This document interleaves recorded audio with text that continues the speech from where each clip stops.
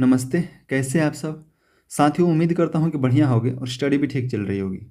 मैं जीतन स्वागत करता हूँ आपका इस चैनल पे। साथियों अगर आप असिस्टेंट प्रोफ़ेसर की प्रिपरेशन कर रहे हैं, असिस्टेंट प्रोफ़ेसर की प्रिपरेशन कर रहे हैं, जैसे हरियाणा में आया हुआ है, राजस्थान में आया हुआ है, एमपी में आया हुआ है, बिहार में आ रहा है, यूपी में आ रहा है, या फिर आप स्पेशल यूजीसी की प्रिपरेशन कर रहे हैं, यूजीसी नेट का, तो आप इस चैनल को से जुड़ सकते हैं साथियों। और हमारा जो टारगेट है कि हम जून में जो एग्ज़ाम जो जून 2024 में होने जा रहा है, सॉरी जो 2025 में, उसमें हम जेआरएफ ले।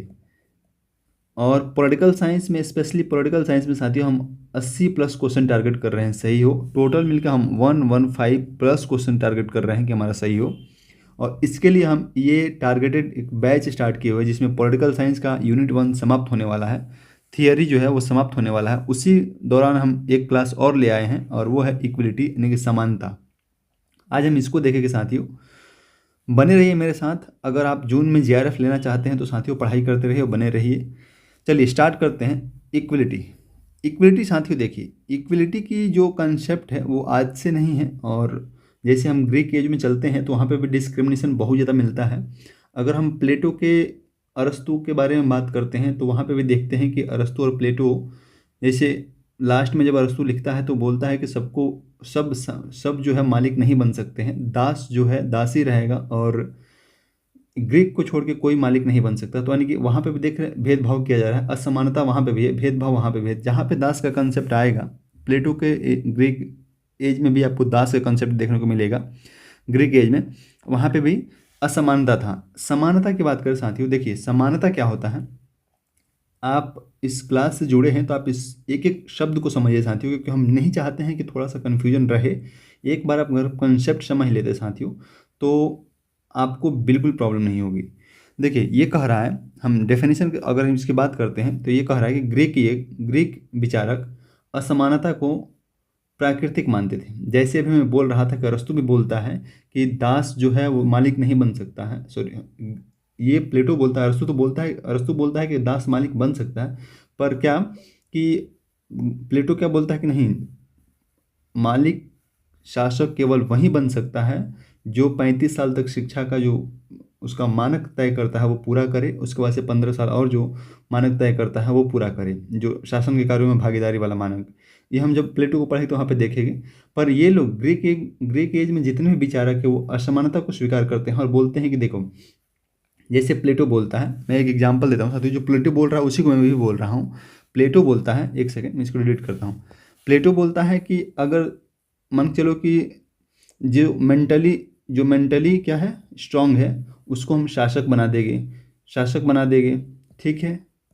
जो फिजिकली स्ट्रांग है उसको क्या बना देंगे, उसको हम सेना में भर देंगे। और जो कुछ कुछ भी नहीं कर पा रहा है, ना मेंटली है ना फिजिकली, उसको हम उत्पादक वर्ग में लगा देंगे। ये कौन बोल रहा है, ये प्लेटो बोल रहा है। यानी कि वहाँ पे वो असमानता को, दासों को, सेना को, शासक को, अस उनके बीच जो असमानता है उसको नेचुरल बताता है कि ये जो अगर कोई फिजिकली मजबूत है, मतलब उसको नेचुरल रूप में फिजिकली मजबूत भगवान ने बनाया है तो सेना के लिए ही बनाया है। किसी को मेंटली अगर मजबूत बनाया है तो शासक के लिए ही बनाया है। यानी कि वो असमानता को वहाँ पे स्वीकार कर रहे हैं, न कि असमानता को रिजेक्ट कर रहे हैं। इक्वलिटी देखिए, इक्वलिटी की जो हम बात कर रहे हैं तो इक्वलिटी कह रहा है कि इक्वलिटी एक सापेक्ष अवधारणा है। यहाँ पे क्या है, रिलेटिव अवधारणा है साथियों। यहाँ पे एक और शब्द आएगा वो है नॉर्मेटिव। आप इसको थोड़ा सा देखिएगा, नॉर्मेटिव कंसेप्ट क्या होता है, इक्वलिटी का नॉर्मेटिव कंसेप्ट क्या होता है और इक्वलिटी का रिलेटिव कंसेप्ट क्या होता है साथियों। तो नॉर्मेटिव कंसेप्ट में देखिएगा, क्या मैं एग्जांपल के थ्रू समझाता हूँ। नॉर्मेटिव कंसेप्ट में क्या होता है साथियों, ये एक ऐसा अवधारणा है, इसमें क्या होता है कि समानता का विचार यह है कि सभी लोगों के साथ समान व्यवहार किया जाएगा, किसी को विशेष अधिकार नहीं दिया जाएगा। मेरे कहने का मतलब ये है, जैसे मान के चलिए कि कोई कोई भेदभाव नहीं होगा, चाहे वर्ग आधार पे कोई समाज के निचले तबके में है तो भी आप असमान नहीं माना जाएगा उसको, तो भी उसको समान ही माना जाएगा, उसी सबके साथ सेम व्यवहार किया जाएगा। जैसे यहाँ मान के चलो कि हम एक बात बोल रहे हैं कि जैसे मुकेश अंबानी है, यानी कि अंबानी है, तो अंबानी के साथ जो व्यवहार होगा वहीं एक भारत के किसी गांव में गरीब से गरीब लोग एक एक एक व्यक्ति है उसके साथ भी सेम व्यवहार होगा। नॉर्मेटिव कंसेप्ट ऑफ थियरी में ये बोल रहा है कि सबके साथ समान व्यवहार करो, चाहे वो फिजिकली हैंडीकैप्ड हो, मतलब विकलांग हो, अंधा हो, अगर कोई थर्ड जेंडर है उसके साथ भी समान व्यवहार करो, कोई अगर एलिट क्लास से आ रहा है उसके साथ भी समान व्यवहार करो। तो ये अच्छी चीज़ नहीं है साथियों। नॉर्मेटिव कंसेप्ट ऑफ थियरी ये बोल रहा है कि सबके साथ समान व्यवहार करो, किसी के साथ किसी भी विशेष आधार पर भेदभाव नहीं किया जा सकता है। जबकि रिलेटिव कंसेप्ट क्या कह रहा है, आधुनिक कंसेप्ट में रिलेटिव कंसेप्ट क्या कह रहा है कि नहीं, जो ट्रीटमेंट अंबानी को दिया जाएगा वहीं एक गांव में बैठा एक व्यक्ति को ट्रीटमेंट नहीं दिया जा सकता है। इसको आपको अगर रेस में, जैसे सपोज कीजिए कि अगर 500 मीटर का रेस है और 500 मीटर में 400 400 साढ़े चार सौ लोग स्वस्थ हैं, फिजिकली पूरी तरह से सक्षम है दौड़ने में, और उसमें से 50 लोग जो है सपोज कीजिए कि वो विकलांग है, तो हम 500 रेस में जितना समय इनके लिए तय करते हैं उतना समय तो इनके लिए नहीं तय करेंगे, या तो ज़्यादा समय तय करेंगे या फिर डिस्टेंस को घटाएंगे। तो ये रिलेटिव कंसेप्ट है साथियों। समानता का रिलेटिव कंसेप्ट ज़्यादा प्रभावी है अपेक्षाकृत नॉर्मेटिव कंसेप्ट के। समानता का रिलेटिव कंसेप्ट में क्या है कि हम सबको समान ट्रीट नहीं देंगे, जो असमान है उसको हम असमान ट्रीट करेंगे और जो समान है उसको हम समान ट्रीट करेंगे। जैसे अभी आप एक ताज़ा एग्जाम्पल लीजिए, बजट पेश हुआ तो ये बोला गया है कि लगभग 12 लाख से ऊपर के जितने भी व्यक्ति आय कर रहे हैं उन्हीं को हम टैक्सेशन में रखेंगे। 12 लाख से कम जो हम जो इनकम कर रहे हैं उनको हम टैक्स नहीं रखेंगे, उनको टैक्स नहीं देना पड़ेगा, इनकम टैक्स नहीं देना पड़ेगा। तो ये है सापेक्षित समानता का जो अवधारणा है वो। क्योंकि देखिए अगर ऐसा होता तो फिर मुकेश अंबानी जितना टैक्स भर रहा है, जितना परसेंट, अगर मुकेश अंबानी सपोज कीजिएगा अगर 33% टैक्स भर रहे हैं सपोज कीजिए एग्जाम्पल की तरफ, या फिर 50% अपने इनकम का टैक्स भर रहे हैं, तो अंबानी अगर 50% टैक्स भर रहे हैं तो जो 5,000 रुपये कमा रहा है, जो 5,000 रुपये कमा रहा है उसको भी 2,500 रुपये टैक्स भरना पड़ता, यानी कि 2,500 रुपये टैक्स भरना पड़ता। तो ये होता है नॉर्मेटिव कंसेप्ट। पर ऐसा नहीं है। 12.5 लाख तक, 12.5 लाख के आसपास अगर आपका इनकम है तो आप एक भी पैसा टैक्स नहीं भरना है। इसका मतलब है कि इक्वलिटी जो है वो रिलेटिव कंसेप्ट है, न कि नॉर्मेटिव कंसेप्ट है। होपफुली आप समझ पा रहे होगे जो मैं बोल रहा हूँ।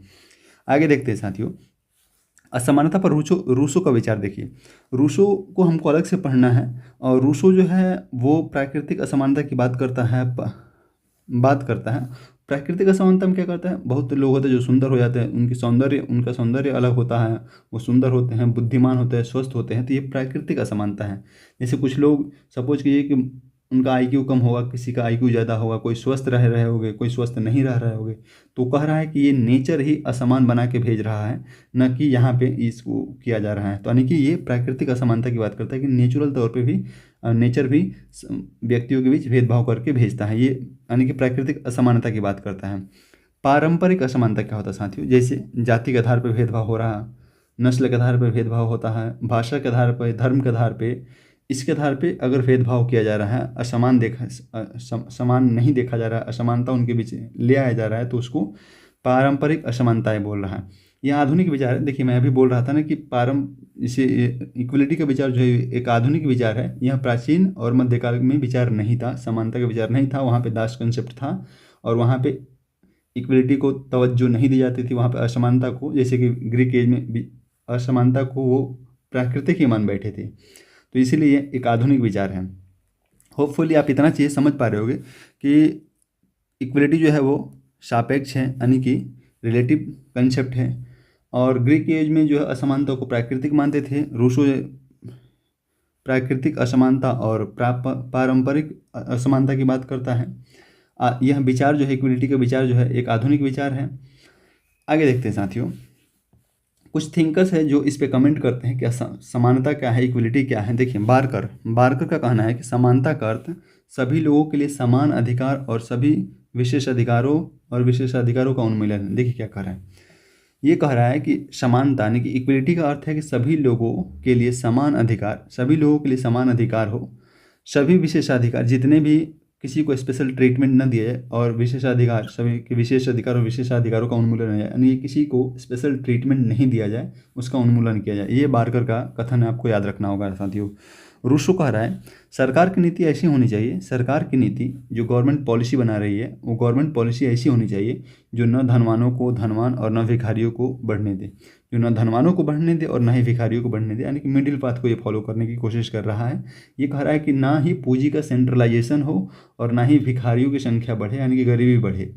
तो समझ रहे हैं कि ये कहना क्या चाह रहा है। सरकार की नीति ऐसी होनी चाहिए इसमें ना तो पूंजी का सेंट्रलाइजेशन जैसे पूंजीवाद में हो रहा है और ना ही भिखारियों की संख्या बढ़े। ये कौन बोल रहा है? रूसो बोल रहा है। अब देखिए समानता का कुछ आयाम है साथियों, इसको हम देखते हैं। नेचुरल इक्विलिटी, नेचुरल इक्विलिटी कौन बात करता है? रूसो। अभी जैसे ऊपर मैं देख रहा था, सिविल इक्विलिटी होनी चाहिए, लीगल इक्विलिटी होनी चाहिए, पॉलिटिकल इक्विलिटी होनी चाहिए, फिर सोशल इक्विलिटी होनी चाहिए, फिर इकोनॉमिकल इक्विलिटी होनी चाहिए। अब हम इतना दिन से आपको पता है कि उदारवाद पढ़ लिए, मार्क्सवाद पढ़ लिए, समाजवाद पढ़ लिए, सब कुछ पढ़ लिए। आप एक हमसे बात बताइए, इसमें पॉलिटिकल इक्विलिटी की कौन बात करेगा, इकोनॉमिकल इक्विलिटी की कौन बात करेगा, सोशल इक्विलिटी की कौन बात करेगा? ये आप थोड़ा थोड़ा समझने लगे होंगे अगर सारी वीडियो आप देख रहे होगे तो। देखिए नेचुरल इक्विलिटी की रूसो बात करता है, जैसे अभी मैं बताया था। सिविल इक्विलिटी, लीगल इक्विलिटी यानी कि संविधान लीगल तरीके से जो हमको समान बना रहा है, जो कॉन्स्टिट्यूशन हमको समान बना रहा है, या फिर जो लॉ बना के जो सरकारें लॉ बनाती है उसके तहत हम जो समान हो रहे हैं उसकी बात कर रहा है। पॉलिटिकल इक्विलिटी क्या बात करता है? तो ये कह रहा है कि जैसे लीगल इक्विलिटी में एक जैसे भारत में है कि सब कानून के समक्ष सभी समान होते हैं। आप समझ पा रहे हैं? ये भारतीय संविधान में ये कहा गया है कि कानून के समक्ष सभी सभी जो है समान है, कानून के समक्ष सभी, law all equal before law, सभी कानून के समक्ष जो है वो समान होनी चाहिए। पॉलिटिकल इक्विलिटी में क्या होगा साथियों? तो सार्वभौमिक मताधिकार, सभी को मताधिकार, जो 18 साल से ऊपर हो जाते हैं भारत में, जो 18 साल से ऊपर हो जाते हैं उनको सभी को मताधिकार मिल जाता है। ये यानी कि सार्वभौमिक मताधिकार की बात कर रहा है। पॉलिटिकल इक्विलिटी में क्या आएगा? यहीं आएगा, चुनाव लड़ने का अधिकार होना चाहिए, सभी के पास ये अधिकार होनी चाहिए साथियों, सभी के पास ये अधिकार, तभी हम समान, तभी हम इक्विलिटी की बात कर सकते हैं। जैसे जो भी 25 साल से ऊपर हो जाता है वो आप MP और MLA के चुनाव लड़ सकते हैं, तो कोई दिक्कत नहीं है। तो हम यानी कि सभी को इक्वलिटी दिया गया है, सभी को इक्वल राइट्स दिया गया है चुनाव लड़ने के लिए, सभी को इक्वल राइट्स दिया गया है कि हाँ कुछ चीज़ें तय की गई है, जैसे 18 साल से कम। अब ये नहीं हो सकता है कि हम 16 साल का है वोटिंग अधिकार हमको चाहिए, या फिर हम 20 साल का है हमको MP का चुनाव लड़ना है, MLA का चुनाव लड़ना, ये नहीं हो सकता। एक नॉर्मल क्राइटेरिया तय किया गया है, एक नॉर्मल मानक तय किया गया है, और उसको अगर पार करते हैं तो उसके बाद से सभी को समान नज़रों से देखा जाएगा। जैसे सार्वभौमिक मत, अगर 18 साल पार कर गए हैं तो आपको वोटिंग का अधिकार मिल जाएगा। अगर आप चुनाव लड़ने के बारे में सोच रहे हैं MP MLA, तो आपको 25 साल एज क्रॉस करना पड़ेगा। लीगल इक्विलिटी में बता दिया, सिविल इक्विलिटी, नेचुरल इक्विलिटी समझ रहे हैं, जो ऊपर भी बता रहा था, रूसो बोल रहा था। पॉलिटिकल इक्विलिटी में रॉबर्ट हाल के अनुसार देखिए, वोटिंग इक्वली, सबको इक्वल वोट होनी चाहिए। जैसे कि आप भी अभी भी कहीं कहीं आप, अब तो बहुत नहीं देखने को मिलता है कहीं भी, लेकिन पहले क्या होता था कि जिसके पास प्रॉपर्टी अगर अधिक हो तो उसको 2 या 3 वोट यानी कि मल्टी वोट करने के अधिकार दिए जाते थे। पर अब ऐसा नहीं है, प्रभावी भागीदारी, सबकी भागीदारी की बात करता है रॉबर्ट हाल। अच्छा, रॉबर्ट हाल का नाम आपने कहाँ सुना है? अभी तक जो मैं पढ़ाया हूँ उसमें मुझे बताइए कि रॉबर्ट हाल एक बड़ा ही फेमस बुक लिखते हैं, उसका क्या नाम है और वो उसमें क्या विचार देते हैं, आप इसको याद कीजिएगा। साथ ही ये भी याद करिएगा कि कब हम 21 साल जो हमारा वोटिंग अधिकार था उसको हम घटा के और 18 साल किस कॉन्स्टिट्यूशन के तहत किस प्रधानमंत्री के कार्यकाल में किया गया था, ये भी आपको एक बार रिकॉल कर लीजिएगा। ताकि क्या होता है ना साथियों कि एक सब्जेक्ट हम पढ़ते हैं, पॉलिटिकल थियरी पढ़ रहे हैं, और थियरी के साथ साथ हमारा इंडियन पॉलिटी रिवाइज हो जाएगा, जो हम पढ़ के आ रहे हैं वो रिवाइज हो जाएगा। तो इस तरीके से करना होता है। प्रबुद्ध समझ की बात करते हैं, एजेंडा नियंत्रित होना चाहिए जनता के द्वारा। देखिए ये पॉलिटिकल इक्विलिटी में क्या कहते हैं? एजेंडा जनता के द्वारा नियंत्रित, सामूहिक निर्णय में सभी वयस्क को शामिल करना। वही बात बोल रहा हूँ कि अगर आपको निर्णय लेना होगा तो आप सबको समान अधिकार दिए हुए हैं। इक्विलिटी की बात करते हैं, समानता की बात करते हैं, तो आपको सबको भागीदारी उसमें देनी होगी, यानी कि वयस्क को शामिल करना होगा। सोशल इक्विलिटी की हम बात करते हैं साथियों, विशेषाधिकारों का अभाव होना चाहिए, किसी को विशेष अधिकार नहीं दिया जाना चाहिए। जैसे कि हमारा आर्टिकल 18 ये भी बोलता है कि अब कोई भी उपाधि अपने नाम के साथ नहीं जोड़ सकते हैं, यानी कि विशेषाधिकारों का उन्मूलन करता है आर्टिकल 18।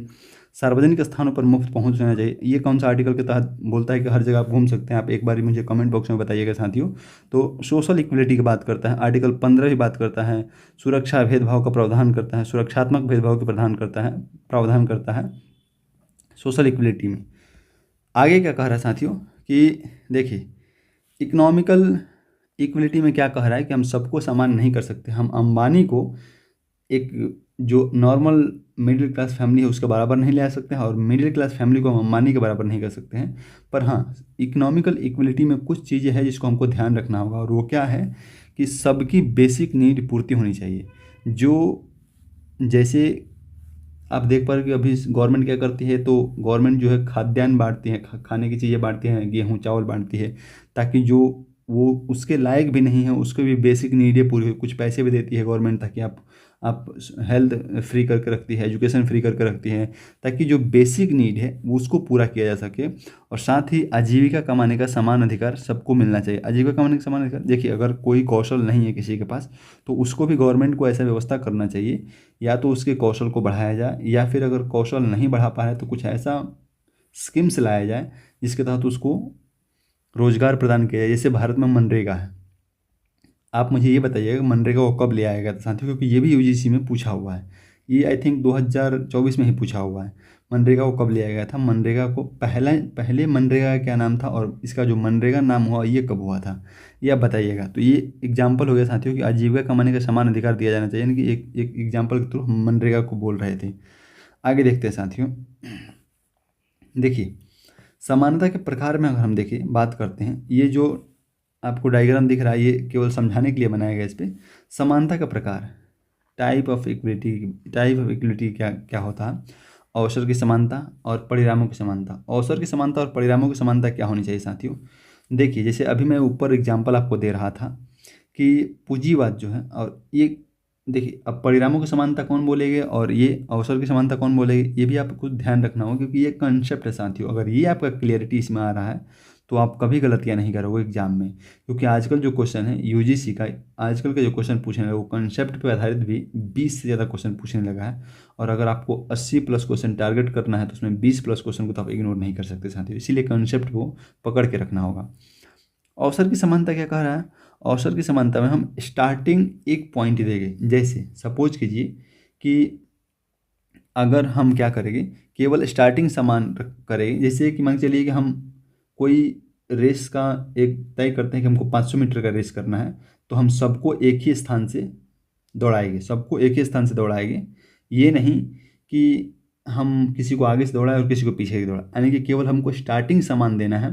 अब चाहे ये करना पड़े, जैसे स्टार्टिंग सामान करने के, जैसे कोई फिजिकली हैंडीकैप्ड है तो उसके कैपेसिटी के अकॉर्डिंग अगर ये 500 मीटर का रेस है, तो जो सभी तरह से सक्षम व्यक्ति है अगर वो 500 मीटर का रेस दौड़ेगा, तो हम जो फिजिकली हैंडीकैप्ड होगा उसके लिए हम 50 मीटर का रेस रखेंगे, और इसी को हम बराबर मानेंगे कि अगर ये 50 मीटर डिस्टेंस तय कर लेता है तो ये 500 मीटर का डिस्टेंस के बराबर हम मान लेंगे।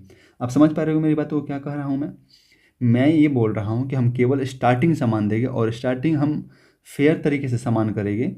भले जैसे कि हम 500 मीटर, देखिए अगर हम इसको 50 मीटर दौड़ा रहे हैं जो फिजिकली हैंडीकैप्ड है, और जो नॉर्मल है उसको हम 500 मीटर दौड़ा रहे हैं, पर कर क्या रहे हैं कि हम स्टार्टिंग समान, इसका मतलब ये है कि हम स्टार्टिंग समान दे रहे हैं, हम परिणामों की समानता की बात नहीं कर रहे हैं। जैसे इससे बेस्ट हम एग्जांपल एक दे रहे हैं, अगर हम 20 आदमी हैं सॉरी 2000 आदमी हैं, तो हम 2000 आदमी को हम, ये गवर्नमेंट क्या करेगी कि 10,000 रुपया सपोज कीजिए कि 10,000 रुपया बांट दी, यानी कि सबको इक्वली बांट दी। अब ये होगा कि एक टाइम अगर ये नहीं होना चाहिए कि अब क्या करो कि जिस हिसाब से एक आदमी ग्रो कर रहा है उसी हिसाब से 19,999 लोग भी ग्रो, सॉरी 1,999 लोग भी ग्रो करें, ये नहीं होना चाहिए। ये अवसर की समानता में ये बात नहीं आ रही है। हाँ, 10,000 रुपये हम सबको दे दिए, 2,000 लोगों को। अब आप उसका यूज जैसे करो, हो सकता है कि 5 साल के बाद इसमें से एक व्यक्ति के पास 5 लाख रुपया हो जाए, 5 लाख रुपया हो जाए, और ये भी हो सकता है कि इसमें से एक व्यक्ति के पास जो हम 10,000 रुपये दिए हैं वो भी खत्म हो जाए। इसका हम परवाह नहीं करेंगे। हमारा काम केवल है अवसर की समानता में क्या करना है, तो अवसर की समानता में केवल ये है कि हम स्टार्टिंग पॉइंट से हम दे रहे हैं, बाकी हम परिणामों की समानता की बात नहीं कर रहे हैं। यानी कि समान कार्य, राज्य आरक्षण देकर हम, देखिए मैं जो आरक्षण यहाँ पे बात कर रहा था वो मतलब ये है कि कहने का जो मैं कह रहा हूँ वो कि हम स्टार्टिंग सामान आपको दे दे रहे हैं, हम परिणामों की समानता की बात नहीं कर रहे हैं। परिणाम में कुछ भी हो सकता है। 5 साल बाद हम ये देखेंगे कि एक आदमी के पास इसमें से 20 लाख रुपया हो गया, और इसमें से 1,000 आदमी ऐसे हैं जिनके पास 0 रुपया है, तो भी हमको कोई दिक्कत नहीं है। पर क्या करना है, हमको केवल अवसर समान करना है। और ये कौन बोलते हैं, ये उदारवादी जो विचार को मानने वाले हैं, उदारवादी इसके समर्थक हैं। जबकि देखिए जो मार्क्सवाद को मानता है वो कह रहा है कि नहीं, आप स्टार्टिंग भी समान करो और परिणाम भी समान दो। यानी कि हम जैसे जैसे अगर इसमें से 10-10 हज़ार रुपये हम 2 हज़ार आदमी को दे दिए, हम 5 साल बाद देखेंगे एक के पास 20 लाख रुपया हो गया और एक बाकी के पास क्या हो गया, तो उसमें सब जो 500 इंसान के पास क्या हो गया, 0 रुपया हो गया। तो ऐसा नहीं होना चाहिए। हम परिणामों की समानता नहीं, 5 साल बाद हम ये भी देखें, 5 साल बाद अगर इसके पास 20 लाख रुपया हो रहा है तो सबके पास 20-20 लाख रुपया होना चाहिए। अदरवाइज अगर इसके पास 0 है तो सबके पास 0 नहीं, यानी कि स्टार्टिंग भी समान होनी चाहिए और परिणामों की समानता यानी कि परिणाम भी समान होना चाहिए। वहाँ पे भी उसको उसके पास उतना ही इक्वल होना चाहिए और शुरुआत में भी उतना ही इक्वल होना चाहिए। तो अब आप डिसाइड करिए इसमें से कौन सी समानता है वो फेयर है और कौन सा अनफेयर हो जाएगा। फिलहाल आप इतना समझिए, अवसर की समानता के बाद जो है वो उदारवादी बोलेंगे कि हम आपको समान पॉइंट स्टार्ट करने के लिए दे देते हैं पर हम परिणामों का गारंटी नहीं लेंगे। मार्क्सवादी क्या बोलेंगे, नहीं, मार्क्सवादी हो गए, समाजवादी हो गए, समुदायवादी विचारकों के द्वारा यानी समुदायवादी हो गए, ये जितने भी है सब बोलेंगे नहीं, स्टार्टिंग भी समान दो और परिणाम भी समान रखो, परिणाम भी समान रखो। जबकि ये बोलेंगे कि नहीं, हमें स्टार्टिंग कोई आगे चला जाएगा, कोई पीछे रह जाएगा, कोई उससे भी पीछे रह जाएगा, कोई उससे भी आगे चला जाएगा, ये हो सकता है, इससे हमको कोई दिक्कत नहीं है। जबकि ये बोले कि नहीं, ये हम एक पॉइंट से स्टार्ट कर रहे हैं तो हम सबको समान ही रखेंगे, आगे भी रखेंगे, जहाँ भी रखोगे हम सबको समान ही रखेंगे, किसी को हम आगे नहीं जाने देंगे। समतावाद के विचार को मानते हैं, ये समतावाद के विचार को मानते हैं, समाज में आर्थिक इक्विटी की बात करते हैं, समानता का मध्यम दृष्टिकोण ये अपनाते हैं साथियों। इसको आपको एक बार एक रीडिंग दे लीजिएगा, बाकी जो कंसेप्ट है वो मैं बोल दिया हूँ साथियों। आर्थिक समानता पर आधारित समानता का समर्थक करते हैं, आर्थिक समानता पर आधारित समाज की का समर्थक करते हैं, राज्य नियंत्रित अर्थव्यवस्था के साथ सामाजिक। अब देखिए ये क्या कह रहा है, इसमें क्या होगा, ये तभी पॉसिबल है कि हम स्टार्टिंग भी समान दें और एंड भी समान रखें, क्योंकि एंड भी अगर समान रखेंगे तो ये होगा कि इसका कंट्रोल जो है वो स्टेट के हाथ में होना होगा, यानी कि स्टेट के पास होना चाहिए, इकोनॉमिक कंट्रोल जो है स्टेट के पास होना चाहिए। और जो मार्क्सवादी बात बोल रहे हैं तो मार्क्सवादियों को कहते हैं कि जो कंट्रोल होना चाहिए वो स्टेट के हाथ में होना चाहिए, न कि जैसे पूंजीपतियों के हाथ में होना चाहिए। पूंजीपतियों को तो वैसे ही विनाश करने पे तुले होते हैं मार्क्सवादी। तो ये समाजवादी जो है, समाजवादी वहीं स्टेट के हाथ में होना चाहिए, समाजवादी स्टेट के हाथ में होना चाहिए। तो यही बोल रहे हैं कि राज्य नियंत्रित अर्थव्यवस्था के साथ सामाजिक समानता की बात करते हैं, कि स्टार्ट भी समान करेंगे और एंड भी समान करेंगे, बीच में कौन कितना मेहनत कर रहा है इससे कोई फर्क नहीं है। और देखिए यूएसएसआर इसी मॉडल पे था साथियों। यूएसएसआर भी देखिए, अब जब यूएसएसआर का 1991 में विघटन हो गया था, उससे पहले क्या था कि उसका इकॉनमी जो है वो स्टेट के कंट्रोल में थी, और स्टेट ही डिसाइड करता था क्या प्रोडक्शन करना है, कितना प्रोडक्शन करना है, और इसीलिए वो कोलैप्स हो गया था, क्योंकि बीच में कौन कितना मेहनत कर रहा है इससे कोई फर्क नहीं पड़ रहा है। जो अब जैसे कि अब सपोज ये क्या होगा कि हम उसमें अगर 5 लाख लोग थे यूएसएसआर में, 5 एग्जाम्पल के थ्रू 5 लाख लोग थे, अगर उसमें से 1 लाख लोग पूरा मेहनत कर रहे हैं, 4 लाख लोग मेहनत नहीं कर रहे हैं, तो भी इनके पास वही रहेगा जितना 1 लाख लोगों के पास था। कोई मेहनत क्यों करना चाहेगा जब उसको खाने को मिल जा रहा है, यही एक दिक्कत है। मुक्त बाजार के साथ साथ समाज कल्याण की बात करते हैं, ये अवसर की समानता वाले, यानी कि पूंजीवादी यही बात बोलेगा, उदारवादी जो है, और ये इसको अनैतिक बताते हैं। किसको, अगर हम स्टार्टिंग भी समान दें और एंड भी समान रखें, इसको अनैतिक बताते हैं, क्योंकि जो जितना मेहनत कर रहा है उसके हिसाब से उसको फल मिलना चाहिए। ये कौन बोल रहा है, ये उदारवादी बोल रहे हैं।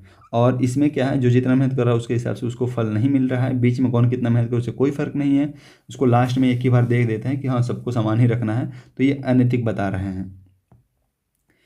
ये देखिए इक्विलिटी वर्सेस इक्विटी, यहाँ इक्विलिटी है साथियों, समानता है, और ये समता है। अब ये दोनों में क्या डिफरेंस है, तो देखिए इक्विलिटी की बात कौन करेगा और समता की बात कौन करेगा। इक्विलिटी देखिए ये थोड़ा सा कंसेप्ट है साथियों, और इसको बड़ा ही गहराई से समझना। इसमें देखिए समानता में क्या होगा साथियों, ये कह रहा है कि बिना भेदभाव किए सभी को समान अधिकारों, स्वतंत्रता, संसाधनों का वितरण किया जाए, ये समानता में कह रहा है। और ये कह रहा है समता जो है यानी कि इक्विटी जो है, सकारात्मक भेदभाव राज्य के द्वारा किया जाता है। सकारात्मक भेदभाव का क्या मतलब है साथियों, सकारात्मक भेदभाव का मतलब ये है कि अगर कोई फिजिकली हैंडीकैप्ड है तो उसके साथ हम वो ट्रीटमेंट नहीं करेंगे जो एक स्वस्थ व्यक्ति के साथ करेंगे। स्वस्थ व्यक्ति को अगर हम 500 मीटर के रेस में दौड़ाना है तो हम जो फिजिकली हैंडीकैप्ड है उसको हम 500 यानी कि सकारात्मक भेदभाव कर सकते हैं हम। सपोज कीजिएगा अगर हम अंबानी पे अगर हम 33% का टैक्स लगा रहे हैं, 35% का टैक्स लगा रहे हैं, तो 12 लाख से जो कम कमा रहे हैं उसके पास हम 0 टैक्स लगा रहे हैं, तो ये सकारात्मक भेदभाव हुआ साथियों। पॉजिटिव डिस्क्रिमिनेशन हुआ, इस सकारात्मक भेदभाव कर रहा है, यानी कि समता में जो है सकारात्मक भेदभाव किया जा सकता है, जबकि समानता में कह रहा है कि बिना भेदभाव किए सभी को समान अधिकारों, स्वतंत्रता, संसाधनों का वितरण किया जाना चाहिए। ये हमारा इक्वलिटी का एक छोटा सा चैप्टर था साथियों। ये चैप्टर ख़त्म हो रहा है और उम्मीद करता हूँ कि जो जितना गहराई से मैं आपको बताया हूँ, पढ़ाया हूँ, वो आप समझ में आया होगा आपको, और आप समझे होगे। इस ये जो PDF है साथियों, ये आपको टेलीग्राम पे मिल जाएगा। डिस्क्रिप्शन लिंक भी मैं डिस्क्रिप्शन में इसका टेलीग्राम का लिंक दे रहा हूँ, वहाँ से आप इसको डाउनलोड कर सकते हैं और इसको सेव कर सकते हैं। बाकी मैं कहूँगा साथियों कि इसको आप PDF ज़रूर ले लीजिएगा, पर उससे पहले जो मैं बोल रहा हूँ उसमें से कुछ चीज़ें आपको लिखनी होगी, तो आप अपने हैंड रिटन में इसको भी लिख लीजिएगा जो मैं ये PDF पे है। चलिए मिलते हैं हम कल एक नेक्स्ट क्लास में। अब हमारा यूनिट 1 जो है वो कंप्लीट होने वाला है साथियों। अब हम यूनिट 2 स्टार्ट करेंगे, इंडियन थिंकर्स को या फिर वेस्टर्न थिंकर्स को, किसी को इसमें दोनों में से किसी एक को स्टार्ट करेंगे। और देखेंगे जून से पहले, देखिए हमारा जो टारगेट है वो जून से पहले पहले तक एनी हाउ कंप्लीट करना है पूरे सिलेबस को, और बहुत ही अच्छे से। साथ ही हम हर चीज़ का अलग अलग वीडियो ले आएंगे। जैसे अगर मान चलिए यूनिट 1 में जितने भी थिंकर्स हैं उनके बुक का नाम क्या होगा, क्या कोर्स क्या बोलते हैं, उसका हम एक अलग वीडियो ले आएंगे। यूनिट 2 में कौन कितने थिंकर्स हैं और उनका कोर्स कौन कौन सा है, उसको लिए हम अलग एक वीडियो ले आएंगे। तो साथियों बने रहिए मेरे साथ, हम मिलते हैं नेक्स्ट वीडियो में। Thank you so much.